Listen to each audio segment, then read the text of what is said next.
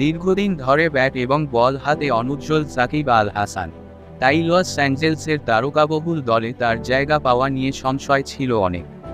কিন্তু সাকিবের অভিজ্ঞতায় ভরসা রেখেছেন সুনীল নারিনরা। প্রতিদানও ভালোভাবেই দিয়েছেন টাইগার অলরাউন্ডার। মেজর লিগ ক্রিকেটে নিজের প্রথম ম্যাচে ব্যাট এবং বল হাতে চিরচেনা রূপে দেখা গেছে সাকিবকে। দলকেও এনে দিয়েছেন স্বস্তির জয়। যুক্তরাষ্ট্রের ডালাসে শনিবার 6 জুলাই মেজর লিগ ক্রিকেটের দ্বিতীয় ম্যাচে টেক্সাস সুপার কিংসকে 12 রানে হারিয়েছে Los Angeles Knight Riders. Los অ্যাঞ্জেলসের দেয়া 162 রানের লক্ষ্যে ব্যাট করতে নেমে 150 রানে শেষ হয়েছে টেক্সাসের ইনিংস। ব্যাটিংয়ে নেমে 13 বলে 18 রান করেছেন সাকিব। ক্যামিও ইনিংসে 4 মেরেছেন 3টি। বল হাতে নিয়েছেন অ্যারন হার্ডির গুরুত্বপূর্ণ উইকেট। তবে 3 ওভার বোলিং করা এই স্পিনার বল হাতে বেশ খরুচে ছিলেন, দিয়েছেন 32 রান।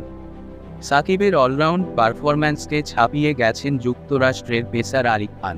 দলকে হারের মুখ থেকে বাঁচিয়ে স্বস্তির জয় এনে দিয়েছেন এই পেসার। 4 ওভার বোলিং করে নিয়েছেন 4 উইকেট। ম্যাচ সেরার পুরস্কারও উঠেছে তার হাতে।